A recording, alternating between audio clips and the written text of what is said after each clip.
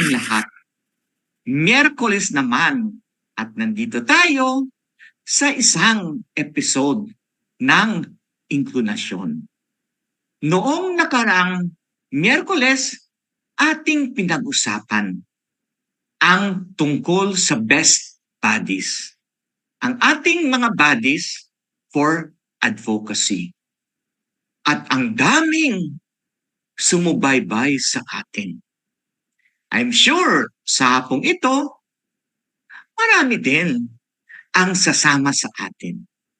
Kasi napakahalagang usapin ang ating pag-uusapan sa hapong ito.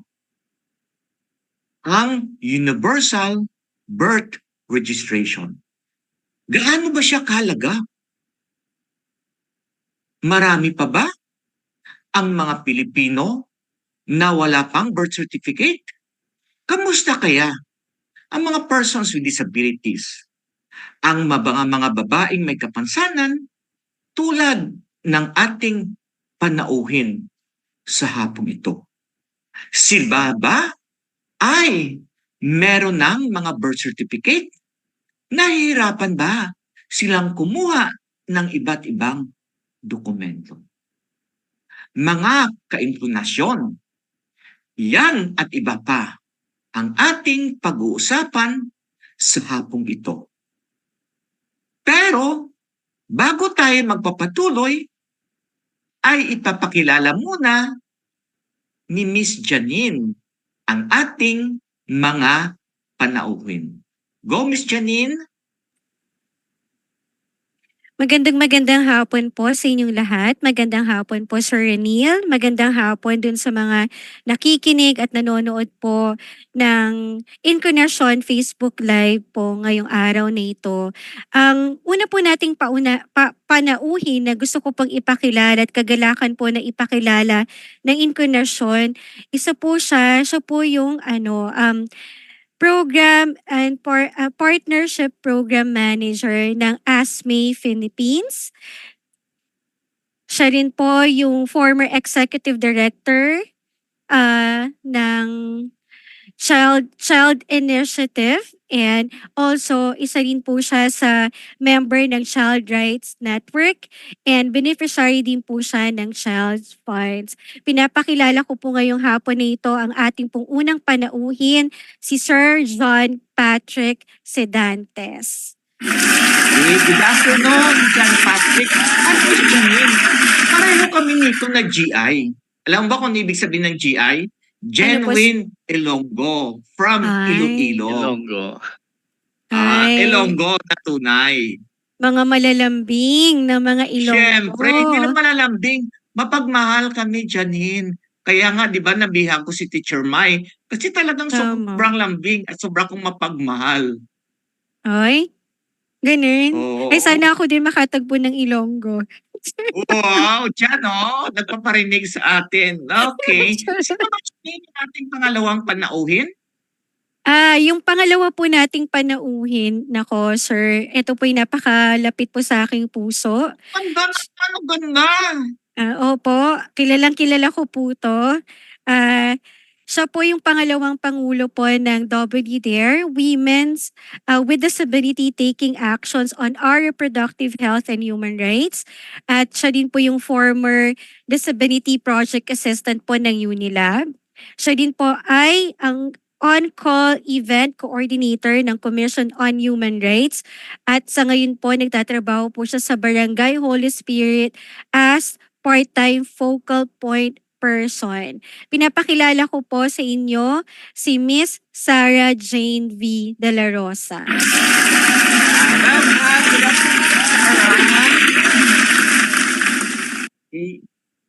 Good afternoon, Sarah. Good afternoon, Sarah. Hi, Sir Min. Hi, Arjunine. Good afternoon. Magkasama kami ni Sarah nito sa iba't ibang mga gawain. Kaya ako mismo ang naghikayat kay Sarah para magiging special guest natin this afternoon para maikwento niya ang kanyang mga karanasan. Pero bago natin puntahan si Sarah, unahin muna natin si Patrick. Patrick, nagtataka kasi sila, ano daw yung asthma no? Pakikwento nga diyan sa amin ang asthma kasi baka hindi namin ma-pronounce Kaya ikaw na lang yung mag-pronounce ng tama. Ayun po, magandang hapon sa ating lahat. And again, thank you very much, Sir Radil, no, at sa kanyang mga kasamahan sa inklinasyon sa muli pong pag-invite sa akin para maging kasama ninyo sa hapong ito. No? So ako po ang Programs and Partnership Manager ng ASMAE Philippines. And ang ASMAE po, it's an acronym which stands doon sa isang French na term na Association Sœur Emmanuel or the Association of Sister Emmanuel.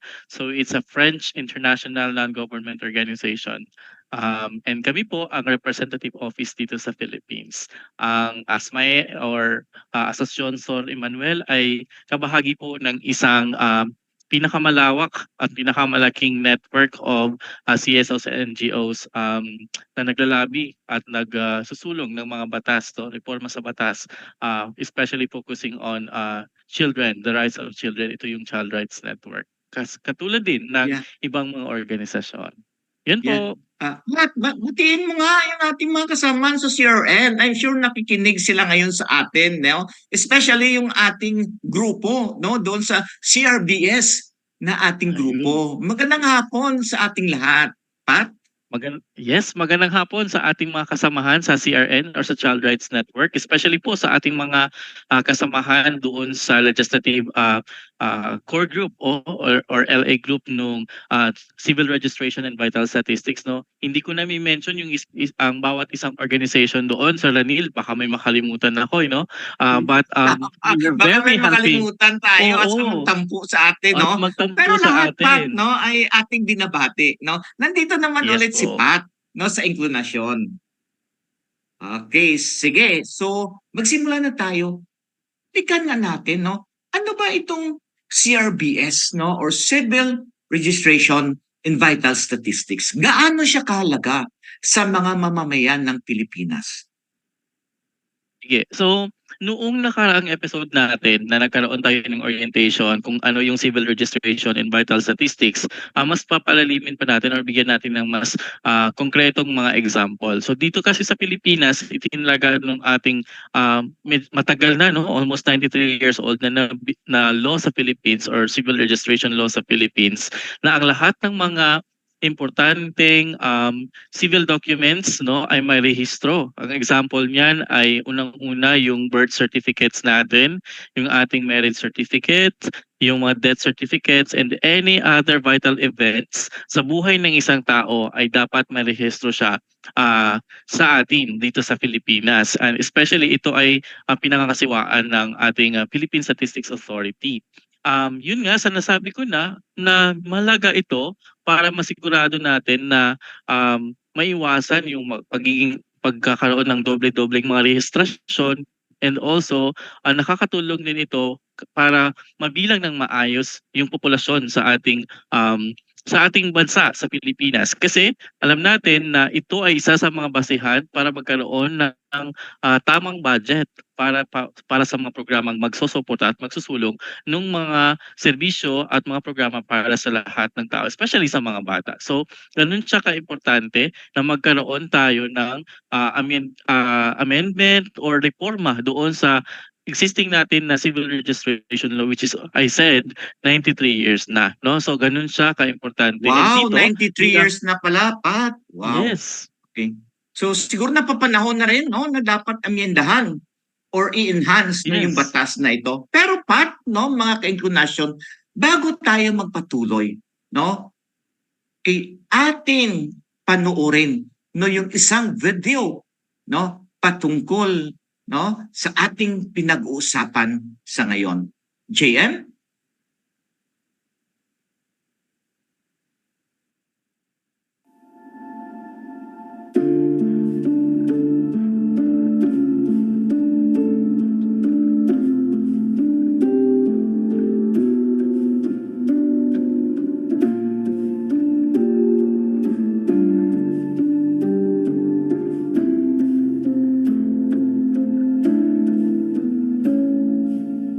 From grade 1 to high school, no, sasabihin pa ng teacher na ikaw dapat may birth certificate ka na dahil hindi ka makapunta sa grade 2 or hindi ka makakagraduate kapag wala kang birth certificate.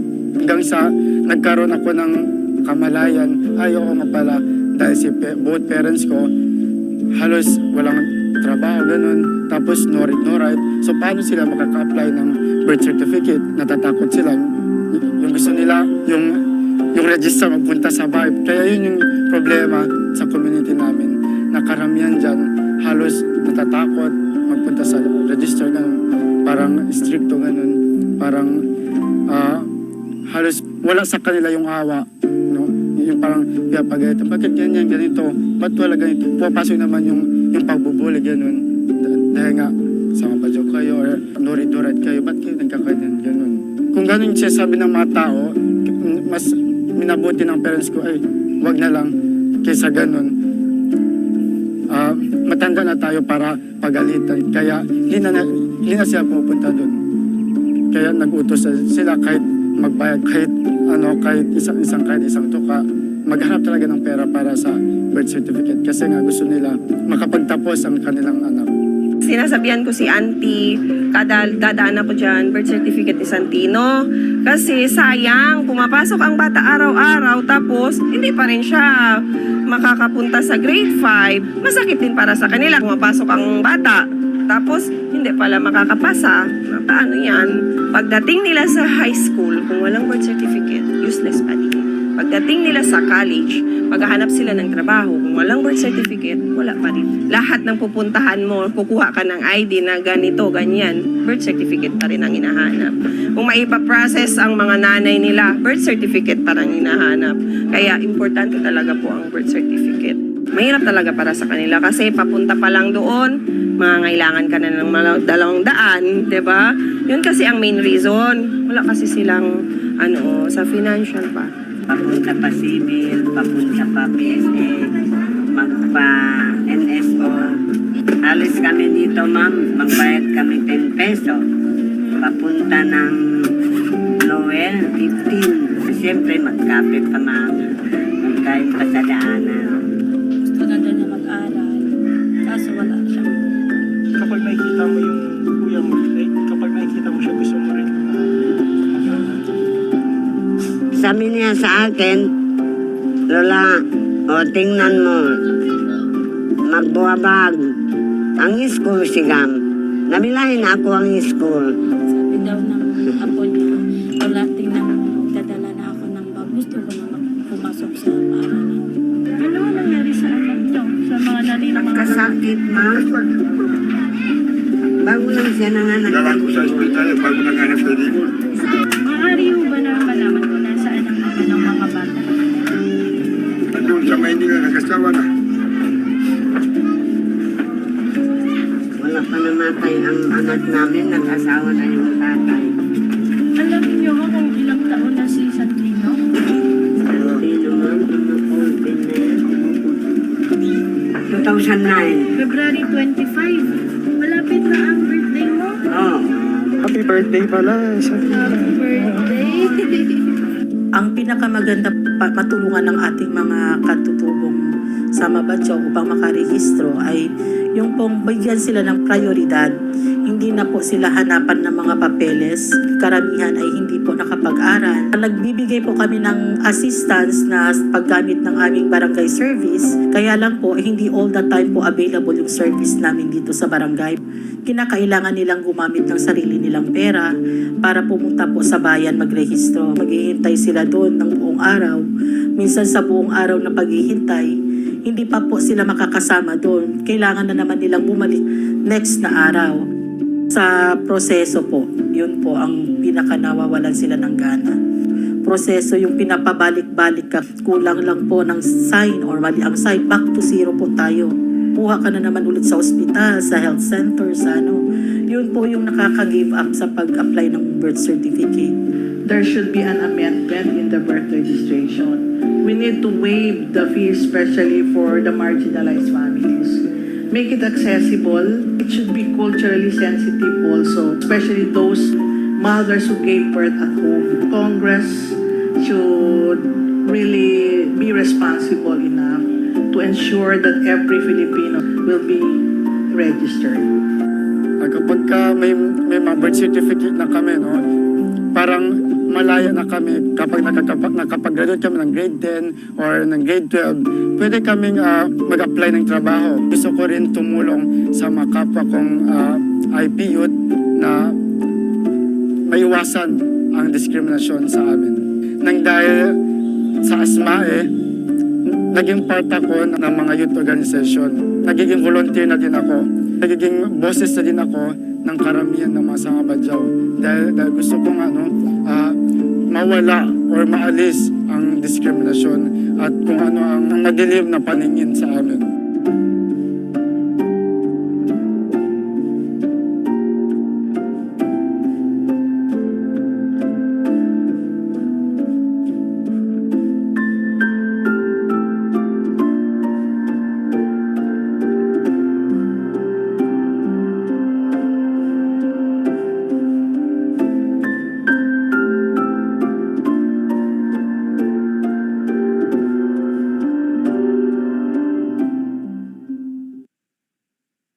Maraming salamat, ASMAE, CRN, no? Sa pagsimula, no, ng advokasya, no, at sa ating nakita video, no, patungkol sa Universal Birth Registration. Mga kainkunasyon, kung ang nakita natin, kung ang napakinggan natin ay patungkol sa ating mga kapatid na mga indigenous people, yung mga Sama-Badyaw, ako din ay naniniwala na hindi lang sila ang nakakaranas ng hirap sa pagkuha ng mga importante na dokumento. Naniniwala ako na pareho sa kanila ang mga persons with disabilities, ang mga women with disabilities, ang mga children with disabilities ay nahihirapan din kumuha ng kanilang mga mahalagang dokumento. Sir Pat, no, sa iyong paglilibot, no, nakausap mo ang iba't ibang sektor sa ating lipunan. Gaano kahalaga, no, ang magkaroon ng birth certificate? Ayun. So, Sir Ranil, no, nagkaroon tayo ng mga iba't ibang opportunity before man sa dating trabaho ko or sa recently, no, nandito na tayo sa ASMAE and working with the CRN. Nakita natin at sa mga konsultasyon na alam natin na very important itong birth registration at magkaroon ng birth certificate ang bawat isa. Una, kasi ito ay karapatan ng bawat bata, no, na paisilang at magkaroon ng pangalan at nasyonalidad. So unang-una yan. So importante na ang bawat isa sa atin ay magkaroon ng birth certificate. Second, sabi natin, pag itong karapatan na maibigay sa bata or sa isang person ay magiging tulay, daan, or ito yung magiging ticket niya para sa susunod na pag-avail or iba pang mga karapatan niya. For example, sa pag-aaral, karapatan niya para sa doon sa kanyang mga for example, kung may mga manang marireceive, karapatan niya ito na magkaroon ng mga dokumentong kakailanganin niya sa pagproseso ng iba't pang mga papeles niya at dokumento niya, no? So ganyan ka-importante yung magkakaroon tayo ng tinatawag nating birth certificate. So una, it is a right, and second, kapag nagkaroon tayo ng birth certificate, it is also our passport or ticket para ma-avail natin yung services and programs and other rights na meron tayo. Sige. Thank you, no, Sir Pat. Janine, no, gusto mo bang kitanungin naman si Sarah, no, kung ano ang kanyang karanasan at baka may narinig pa siya, no, ng mga issues in concern patungkol naman sa mga persons with disability, sa mga batang may kapansanan, no, patungkol sa pagkuha nila ng mga mahalagang dokumento tulad ng kanilang birth certificate. Janine? Opo, sir. Thank you, sir. Tanungin ko muna po, sir, si Sarah, kung ano muna po yung trabaho niya sa ngayon, ano po yung pinagkakaabalahan niya sa Barangay Holy Spirit. Ayun. Ayun, hi ate.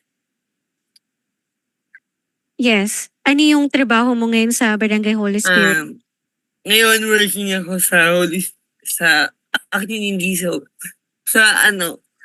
Quezon City daw po ako ngayon naka-update coordinator yung position ko. Mm-mm. Project coordinator ng PIDAO.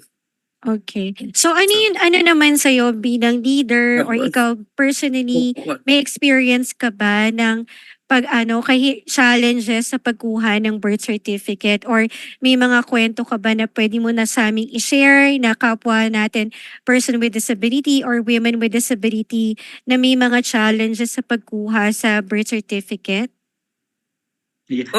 Excuse me, no, Janine, siguro may tatanong lang muna ako kay Sarah, no? Kasi baka magtataka yung ating mga taga-subaybay, bakit palaging gumagalaw, no? Yung mukha ni Sarah. Sarah, ano nga yung kondisyon mo para malaman ng ating Ayun. mga tagapakinig?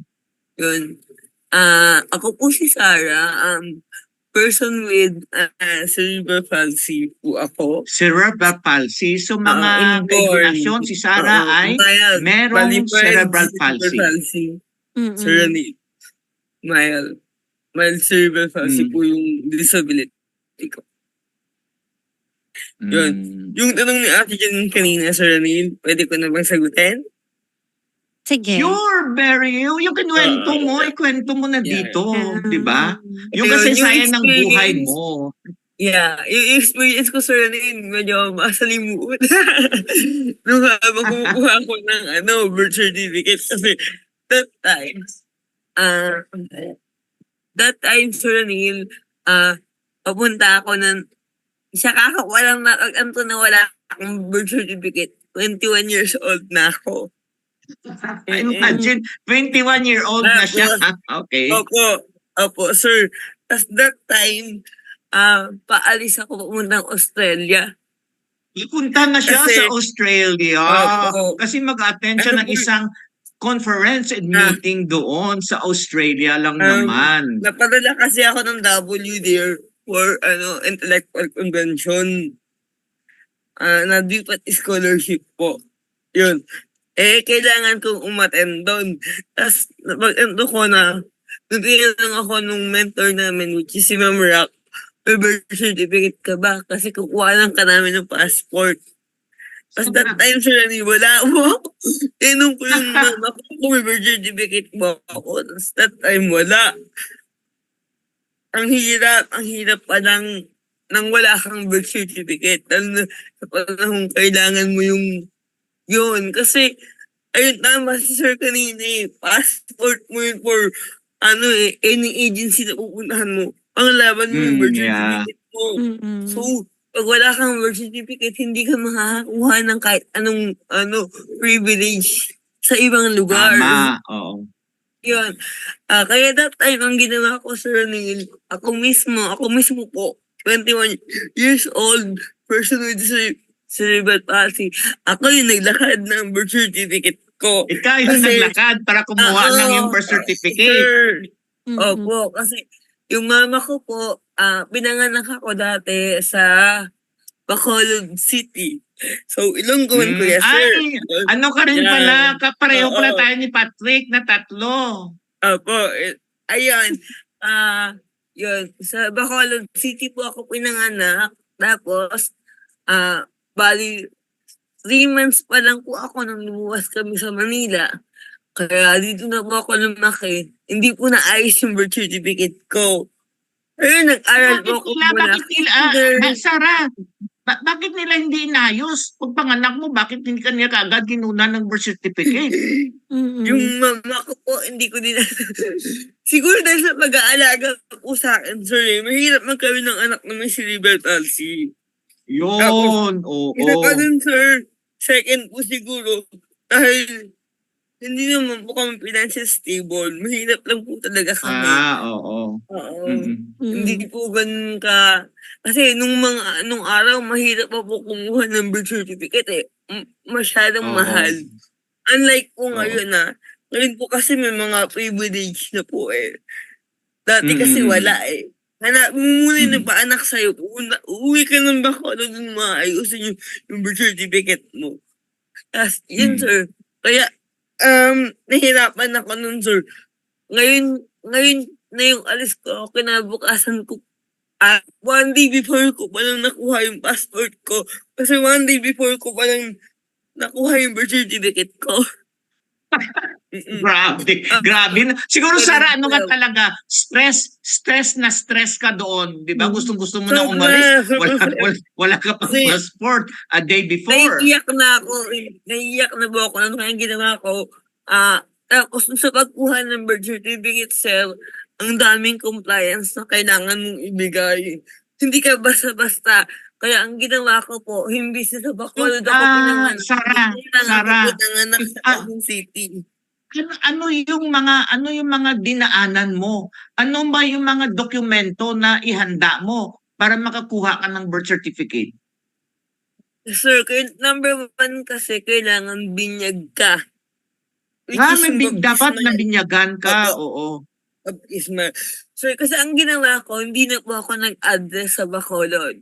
Nag-address na po ako dito sa Quezon City kasi late register po ako eh. So, ang ginawa Okay. ko, Late opo, registration, oo, okay. para lang makaalis ako, ang ginawa ko, buti na lang dito ako bininyagan, yun yung thankful. Kasi kung hindi ako bininyagan dito, hindi ko alam kung paano ako makakaalis. So, kinuha ko po yung Okay. baptismal ko dun sa simbahan. Tapos dun sa simbahan na kinuhanan ko, sir, wrong spelling pa yung mga ano ko. Wrong spelling Huwag pa yung kang mag-alala, baptismal ko. pareho din tayo, Sara. Wrong spelling, wrong din yung pangalan ko. Oo, wrong spelling pa yung mga baptismal ko. Tapos, yun. Tapos after nun, sir, pinaayos ko muna kasi friend ko naman yung pare. Yun. Buti lang friend mo yung Friend ko pare. yung pare. Pinaayos ko po yung baptismal ko. Pinatama ko po yung spelling. Yun. Tapos, nung napaayos ko na po, ay napo, dinala ko po sa munisipyo. Tapos, may part pa na kailangan ng sedula ng magulang, ng tatay at saka nanay. Balik na naman ako kasi kulang yung requirements. Tapos, yun, Oh. na-register ko na. Pero hindi ko pwedeng sabihin na sa Bacolod ako pinanganak kasi pag sa Bacolod ako pinanganak, doon ako kukuha ng birth certificate ko that time. Yun. Kailangan akong wali. So, hindi ko na lang sinabi na dito na po ako pinanganak, dito na po ako lumaki. Yun na lang kung sinabi ko. Kasi, pagka doon pa, sobrang conflict, maraming, baka hindi ako umabot dun sa deadline na dapat makuha ko. Kasi nilakad ko pa yung passport ko eh. Tapos mayroon pang Senomar, ganun, may mga Senomar ba kung talagang kasal ba si mama at papa. Kung yun, yung mga ganung part. Kaya medyo mahirap. Tapos pabalik-balik ako ng city. Pabalik ako. Kasi kulang na naman yung kasi hindi po sila maayos magbigay ng services. Sa totoo lang po, nung mga time na yun, hindi po nila kinokompleto. Tapos, kaya ang nangyayari, pa isa-isa yung binibigay nilang documents, kaya pabalik-balik po ako. Ganun po yung nangyari sa akin. Sige. So, ang hirap ng lakad Balikan ka namin ni Janine, no? Mamaya, no, Sara. Okay. But, no, narinig mo din yung kwento, no, ng isang babaeng may kapansanan, no? Ito ba siya ay similar din or may similarity din ba ang karanasan ni Sara doon sa mga Sama Badyaw na nakausap mo? Yes po, no, unfortunately meron ding kaparehong experiences, no, yung ating mga kalakilala, no, or nakasalamuha, especially doon sa communities ng Sama Badyaw. Merong mga ilan sa kanila tulad ng kwento ni Santino na nandoon ka na sa video natin, no? Yung kwento ng isang kanila na nagkaroon sila ng kahirapan doon sa pagpuproseso ng kanyang birth certificate.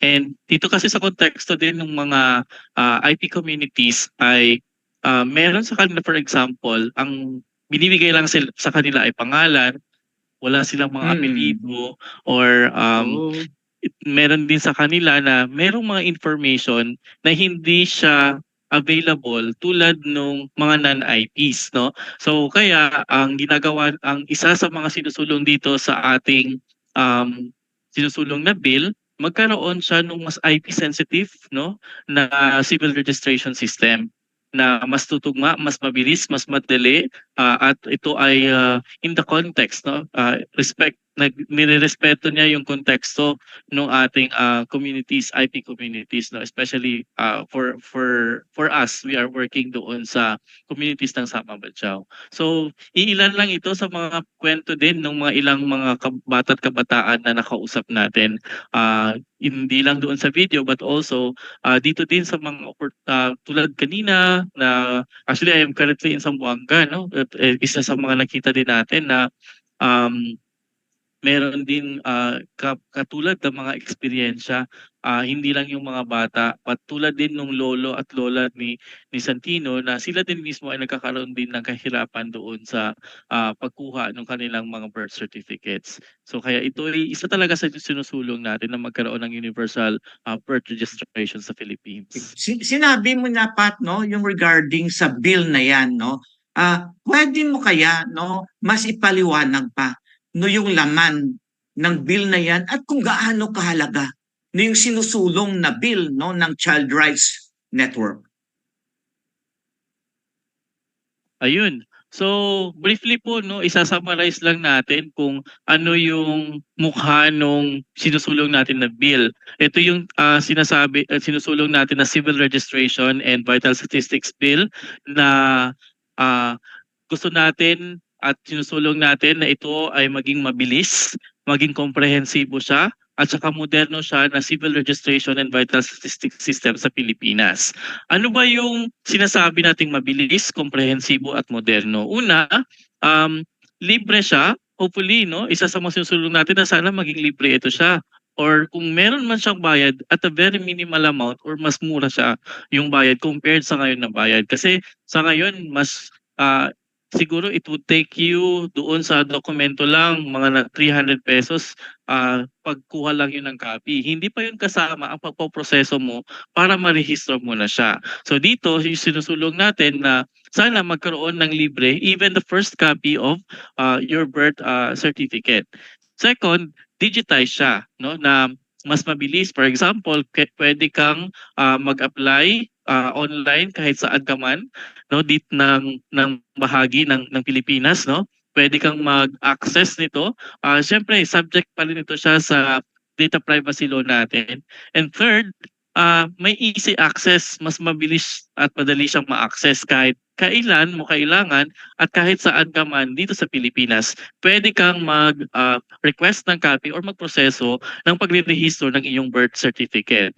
And then, isa din sa mga sinusulong natin na dapat mas madali siyang maintindihan. Yun kanina yung konteksto ng sinasabi ko doon sa ating mga communities ng IPs na hindi lahat ng impormasyon ay available sa kanila at hindi din lahat ang informa natin ay isa lang. So mahirap din siya doon sa mga ibang mga kasamahan natin na hindi nila masyado na po-provide yung information kasi hindi nila naiintindihan. And lastly, isinusulong natin na lahat ay kasama at naaabot nitong sistema na ito, anuman ang kanilang edad, kultura, tauhin or disability. So in general, ito yung mukha ng sinusulong natin or itsura ng sinusulong natin na mabilis, komprehensibo at moderno na civil registration and vital statistics system dito sa Philippines.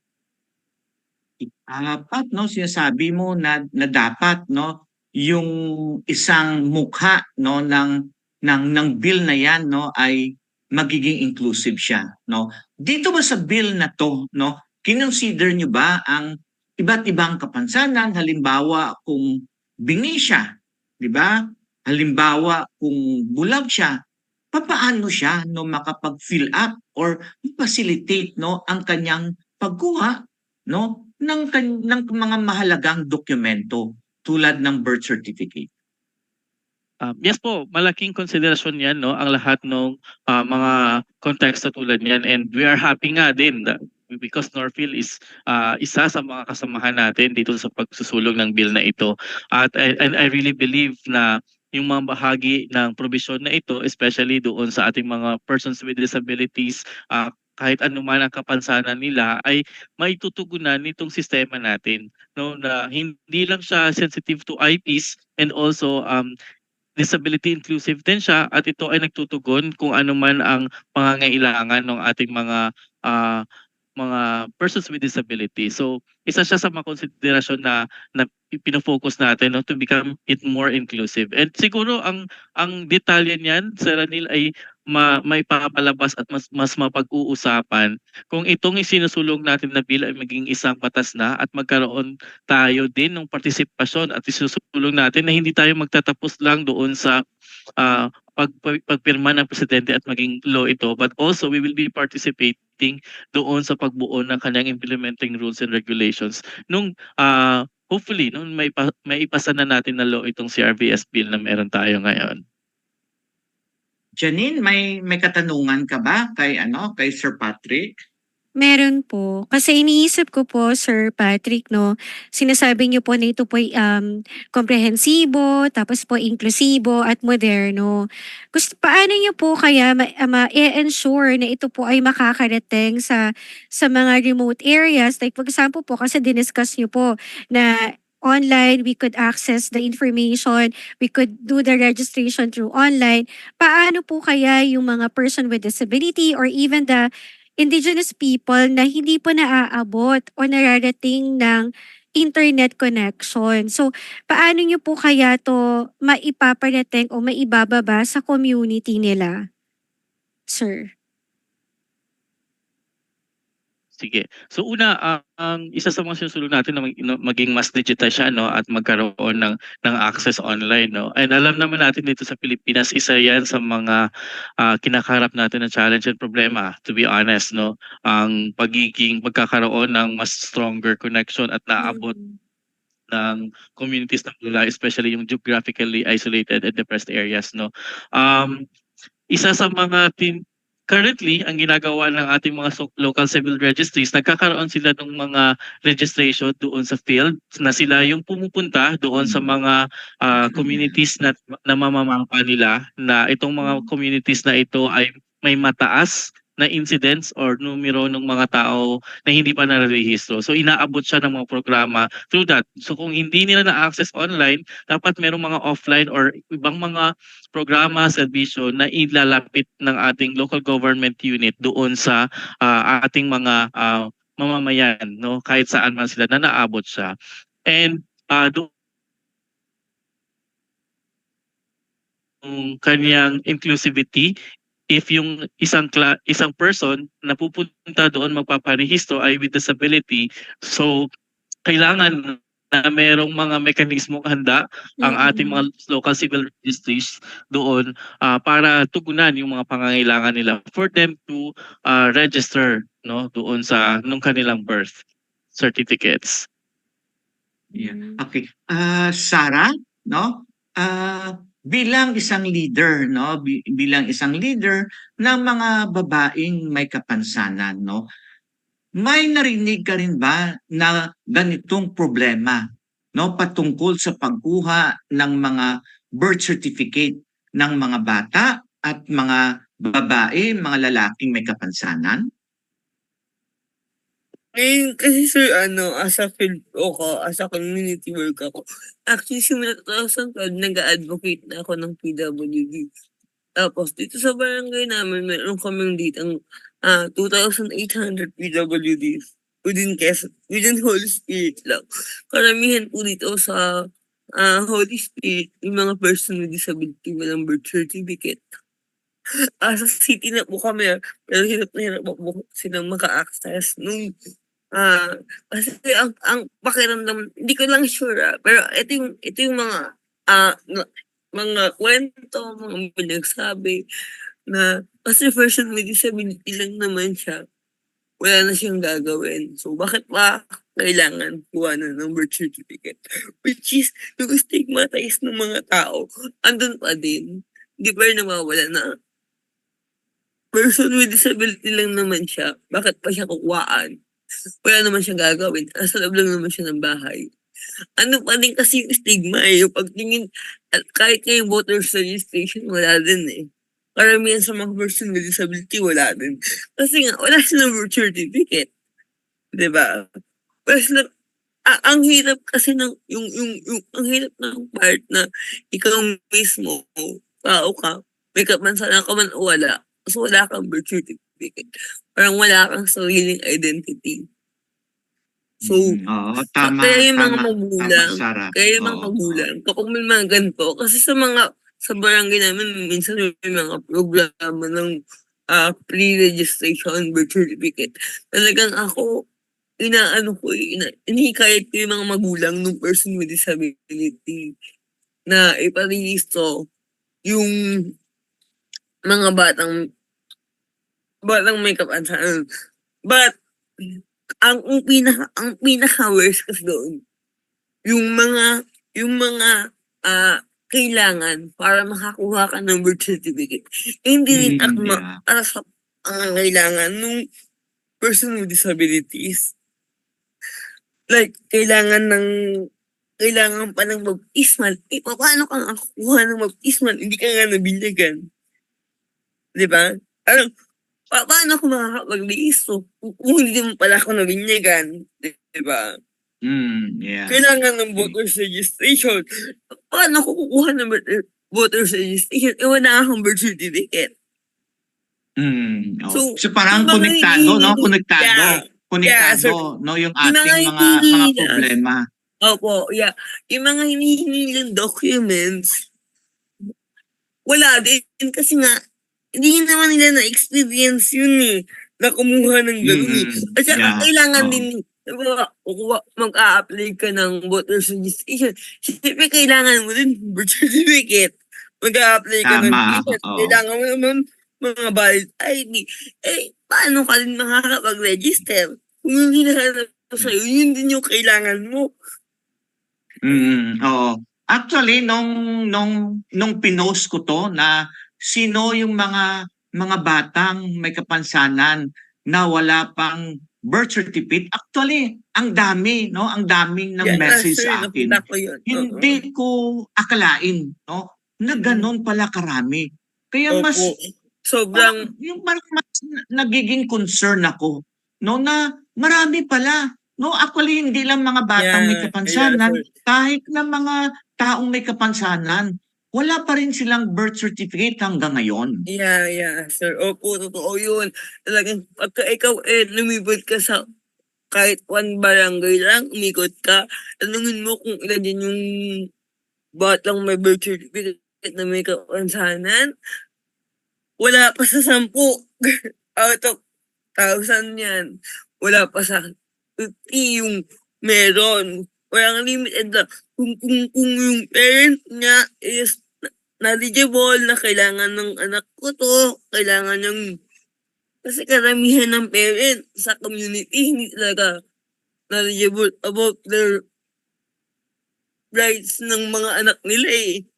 Syempre, magkakaroon ng birth certificate, that is human rights. Rights mo yan as person with disability. Diba, sir? Yun. Kung mismong wala silang alam. Okay, kung paano- sige, parang yung bata. umiinit, no? Umiinit Yeah. ang ating diskusyon, no? Pero bago tayo magpatuloy, no, maipapakita, no, ang inklinasyon, no?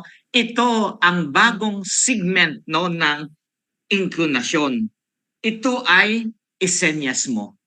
JM, take it away.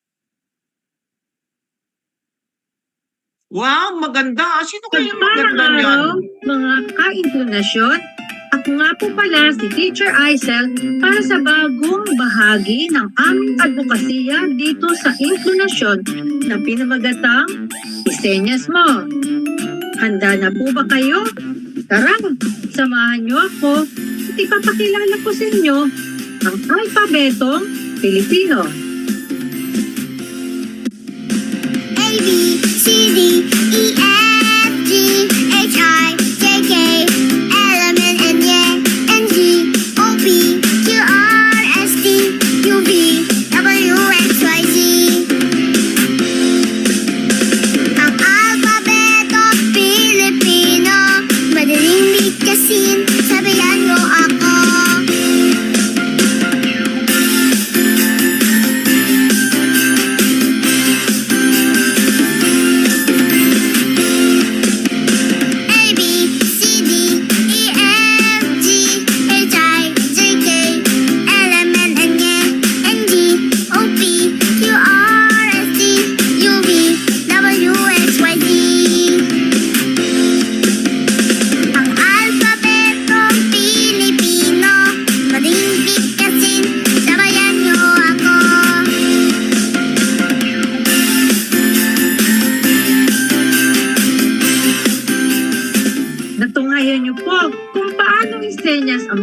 titik ng alphabetong Filipino.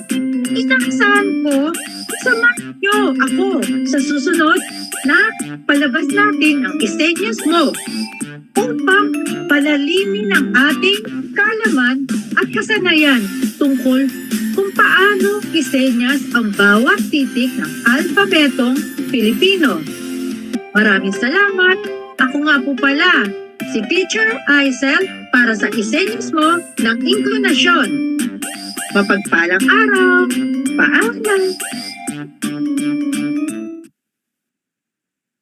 Ganda naman ng ating bagong segment, mga ka-inklinasyon. Napakinggan nyo ba? At nakita ba ninyo yung ating bagong segment? So maraming salamat sa ating segment producer. Okay, si Teacher Aisel, si JM, si Ina. So antabayanan nyo ang susunod na segment ng isenyas mo.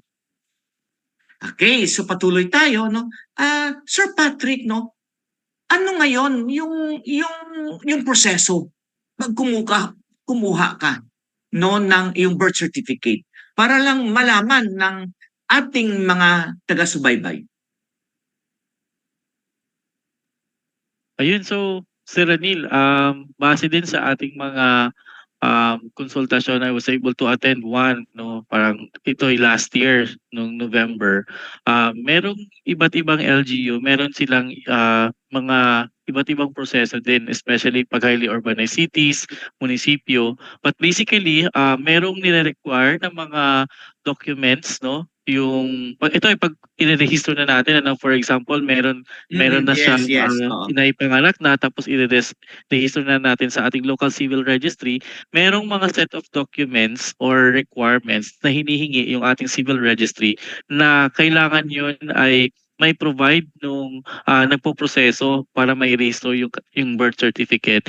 And merong mga kaukulang bayad din. Sir Patrick, so lahat ng mga munisipyo, lahat ng mga lungsod, lahat ng mga probinsya ay meron silang opisina ng civil registry.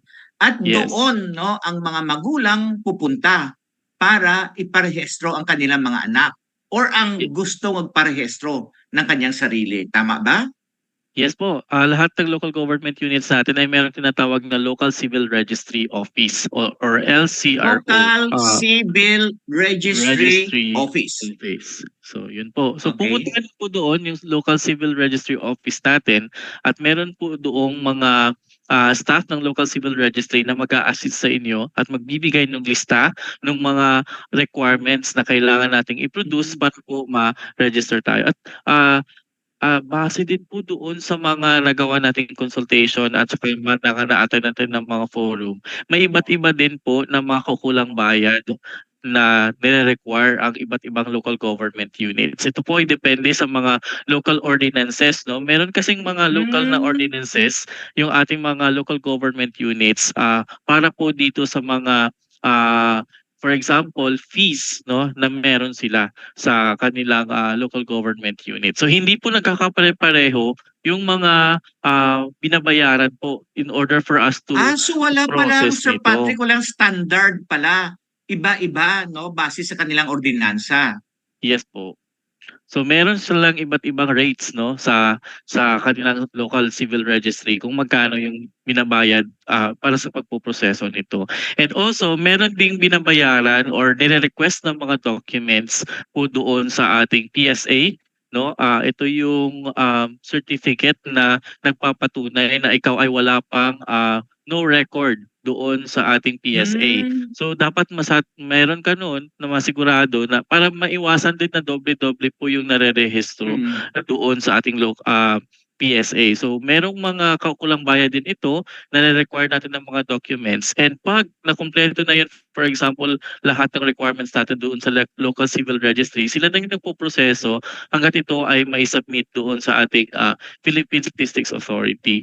And then doon na tayo magre-release na sila nung ating kopya nung ating birth certificates na authenticated birth certificates galing po sa ating PSA. So may mga proseso, hindi siya masasabi natin na ganun ka, merong mga distinct, especially kung gaano siya kalaki yung local government units. And also the fees, nagdi-differ din po siya doon sa mga local codes or local ordinances ng ating mga local government units. Okay. Janine, may gusto kang itanong kay Sir Patrick o kay Sarah? Kay Sarah po, gusto ko po itanong kasi 'di ba siya mismo nakaranas nung mahirap na pagkuha ng birth certificate. Bilang leader as woman with disability, meron ka bang may bibigay na payo or rekomendasyon kung paano magiging mas inklusibo pa yung pagkuha ng birth certificates lalong-lalo na sa mga batang may kapansanan? O para din sa mga magulang na may anak na may kapansanan?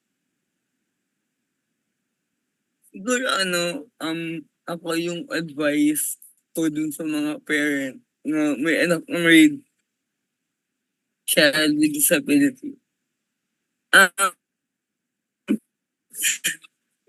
Pilitin natin na may palisto yung anak namin sa kahit anong kalagayan nila ngayon. Kasi hindi mo alam at the end of the day, kakailangan nila yun eh. Kasi kung ikaw mismo, magulang ka at di mo tinulungan or sinuportahan yung pangangailangan ng anak mo, lalong walang mangyayari sa kanya.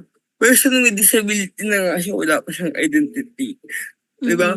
Kung ikaw mismo magulang ka at napagkait mo yung karapatan ng anak mo na magkaroon ng sariling identity, ano kang klaseng magulang ka? Sorry ha, kasi ang sa akin yung part na ang hirap din intindihin dahil naiintindihan ko naman yung mga dati pero kasi ngayon feeling ko sa sarili ko madali na lang eh kasi any municipality pwede ka namang palisto eh pero yun sana maging open-minded tayo na hindi lang hanggang dito yung anak mo na person with disability. Marami pa siyang pwedeng gawin. Marami pa siyang pwedeng ma-achieve sa buhay niya. Kung ikaw Sarah, may tanong pala ako lahat. sa iyo, Sarah, no? 'Di ba nakapagtapos ka rin, 'di ba? Nakapag-aral ka rin sa ALS.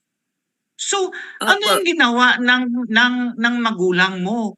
Kasi 'di ba ang pagkaalam ko kasi para ma-enroll ka, no, sa isang paaralan, dapat may birth certificate. So anong ginawa ng magulang mo? Anong ginawa mo para kahit na wala kang birth certificate na-enroll ka no sa school?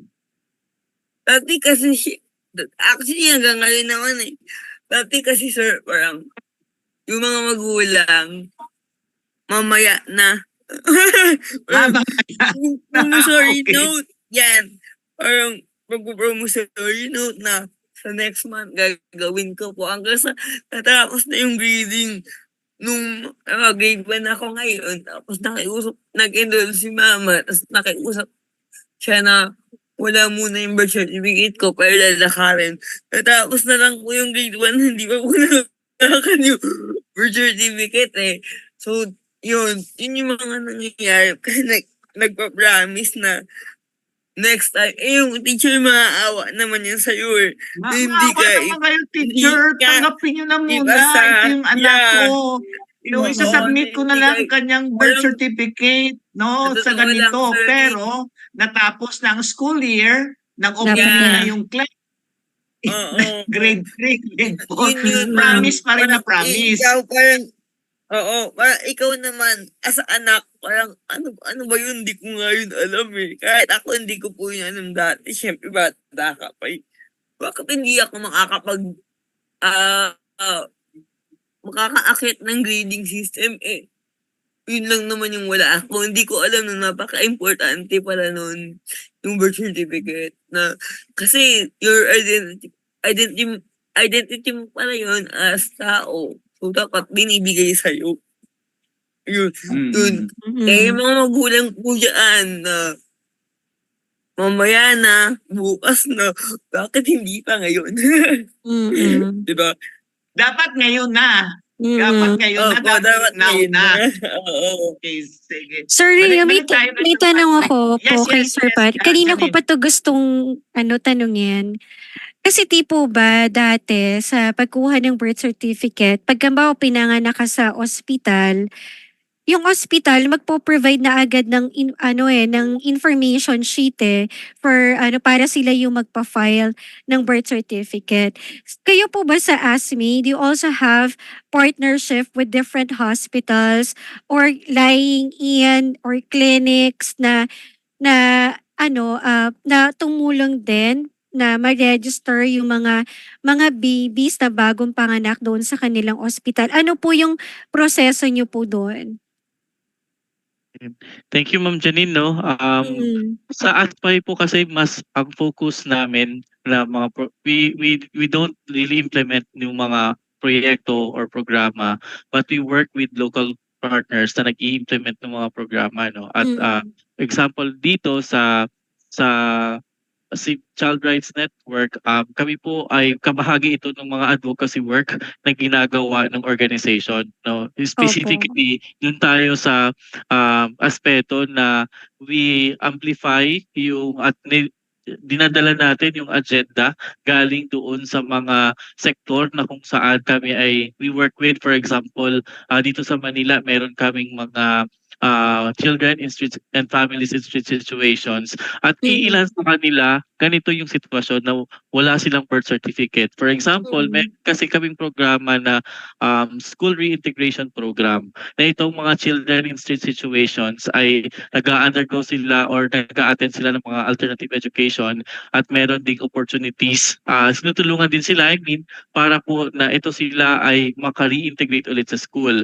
So isa sa mga nasabi kanina nga ni-share ni Sarah, no, regarding doon sa pagkakailangan na mayroon tayo birth certificate kapag nag-aaral tayo, no. Pero nagkakaroon din naman yung DepEd ng polisiya dyan kung kailan ba dapat at ano yung importansya na dapat meron tayong birth certificate. Ito ay para tama yung information na may ilalagay nila. Pero hindi rason na wala kang birth certificate para hindi ka makapag-aral. So ibang usapin naman po yun. So to directly answer po, wala pong ganong programa currently ang ASMA regarding doon sa at partnership with the health sectors or yes po regarding doon sa pag-register. And tama po yung sinabi nyo na dapat doon pa lang, for example, pag pinanganak sila, ganito yung proseso. Hindi ba din yung mukha doon sa mga provincial because they also have this hilot or iba pang mga na hindi sila nagkakaroon ng facility-based deliveries or doon sila nanganganak sa kanilang mga bahay lang. So doon mas prone yung pagkakataon na hindi nagkakarehistro, no? Or hindi narerehistro yung mga bata during their kapakanakan. So ayun po, currently yun yung mga naano natin na tulong or our support that we extend to our local partners, but directly doon po sa sinasabi ninyo that we work with local health mga authorities po para doon sa concern of JM, no, Ma'am Ina, siguro hingi kami ng mga 10 minutes na extension, no? Kasi parang marami pa kaming gustong itanong pero wala na kasi tayong panahon, no. Sir Patrick, balik tayo, no, sa CRBS bill, no. Nasaang phase na ba tayo ngayon, no, sa ating CRBS bill? Sige po, nung nakaraan po na ako ay yung in-invite din, sabi natin, nagkaroon na tayo ng bill. And last November 20 po, last year, ang bill was filed at the House of Representatives and we're lucky na during the February 20 na nagkaroon na po nung committee hearing doon sa House Committee on Population and Family Relations, and ito po ay nakapasa na doon sa House Committee on Population and Family Relations. So, ibig sabihin, na-file na siya, nagkaroon na nung first reading, nag-approve na siya doon sa committee hearing, and currently we are waiting to be scheduled doon sa second reading, no? Hinihintay natin na magkaroon na ng consolidation. After nung hearing kasi, i-consolidate 'yon ang mga similar bills at saka ito yung ilalatag, ihain for the second reading. Doon yan sa House of Representatives. And doon naman sa kapareho niyang sa isang version na nandoon sa Senado, magkakaroon pa lang ng committee hearing which is I guess hopefully May 2 if hindi ako nagkakamali. So magkakaroon din nung hearing doon sa Senado. So ibig sabihin, ang proseso natin ay dalawa, meron doon sa Senado at meron din sa House of Representatives.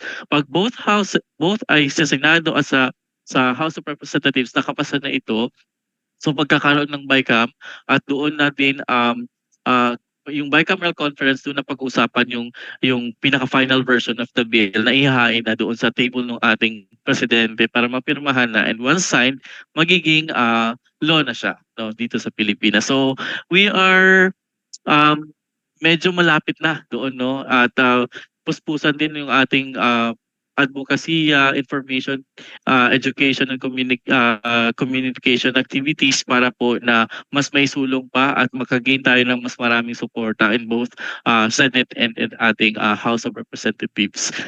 So yun po ang update sa ngayon regarding po sa ating sinusulong na CRPS bill.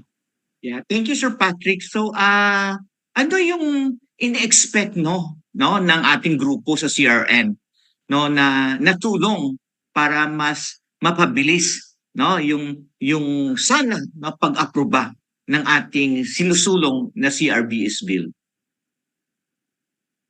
Ayun po, unang-una, kailangan nating mas magkaroon nung kamalayan at mas maintindihan kung ano yung isinusulong natin. And then pangalawa po, kailangan din natin yung suporta ng lahat ng mamamayan na nakaranas man or merong concern at nakikita ang importante yung pagsulong ng bill ay maipaabot natin sa ating mga legislators na sana ay maipasa na nila. Especially we are targeting that this Congress ay maipasa na natin yung CRPS bill na maging law na siya. So yun po, hinihingi namin yung support.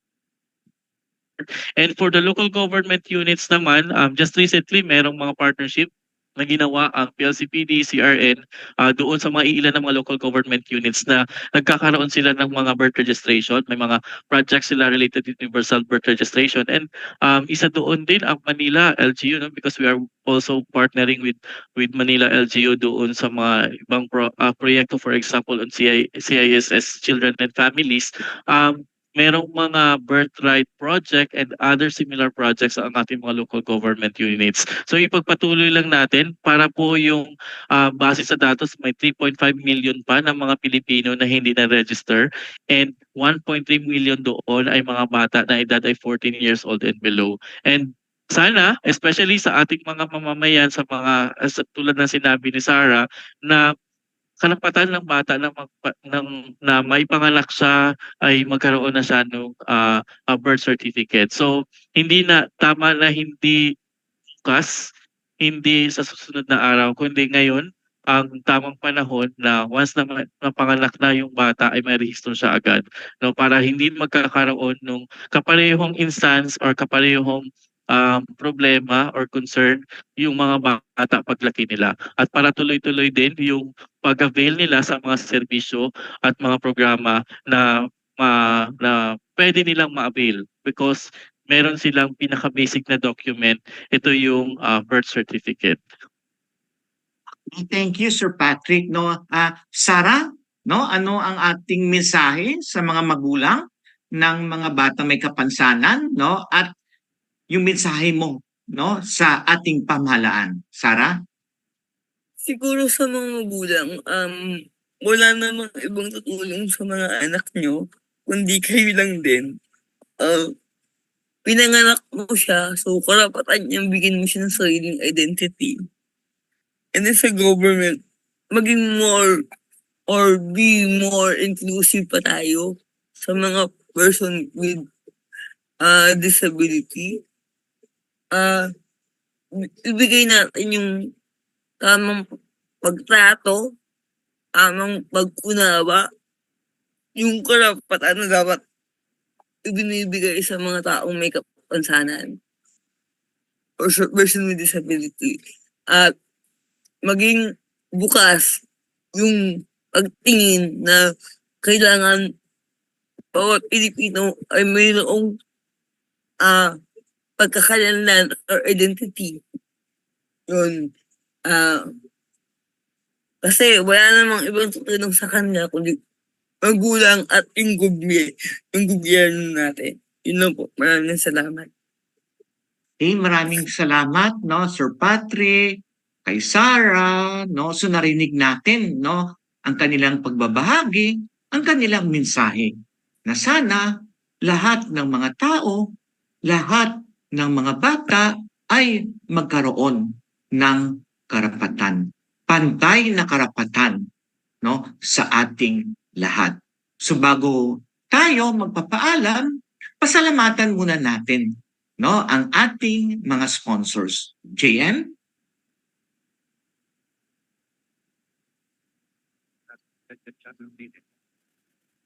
Okay, public service announcement muna po tayo, Sir Ranil. Calling all sports public leaders. service announcement muna, Opo. Miss Janine. Okay. Bago ang ating mga acknowledgement, okay, calling all sports leaders, coaches, and interested individual coming from different sports organizations, organizations of persons with disability and PDAO from Metro Manila, the Philippine Sports Commission, through the Philippine Paralympic Committee of PhilSPADA is going to have training the trainers on April 30 to May 2 and 3. So this would be in Philippine Sports Ultra in Pasig City from 8 a.m. to 5 p.m. For those who are interested to join, please contact Miss Adeline Ads Dumapong. Let's join and learn. And then another public service announcement, hone your skills.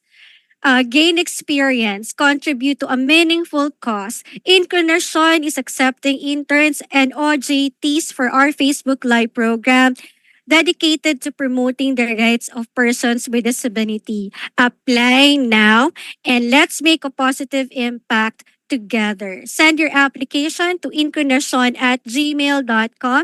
Again, it's incarnation@gmail.com, INKLUNASYON, and address it to Incarnation Core Group through our technical assistant, Joanna Marie David. And thank you nga po pala, Sir Ranil, kay ang ating OJT, James Glenn Francia. Siya po yung gumawa ng poster nung Isenias mo. So, yan. Thank you. Ang galing ng isenyas mo, Miss Janine. Opo.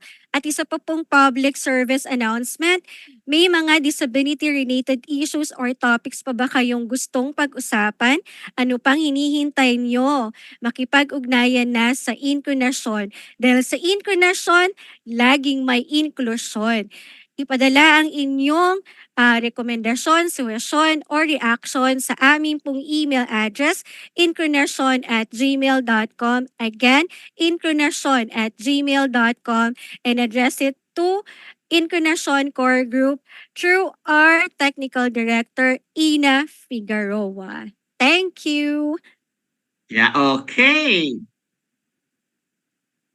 We would Thank you, like to Janine. thank our sponsors and partners, CBM Global Disability Inclusion, Philippine Coalition United Nations Conventions on the Rights of Persons with Disabilities or PCUNCRPD, ENET Philippines, Norfield Foundation, CISO, Philippine Partnership on Children with Disabilities or PPCWD, Liliane Funds, Deaf Blind Support Philippines or DBSP, Philippine Chamber of Massage Industries for the Visually Impaired or PCMIVI, Provincial Government of Batangas, PIDAO Pangasinan, Regional Associations of Women with Disability or RAWWD Region 1, Mabini Movement, and of course, the ASEAN Enabling Master Plan 2025 Coalition.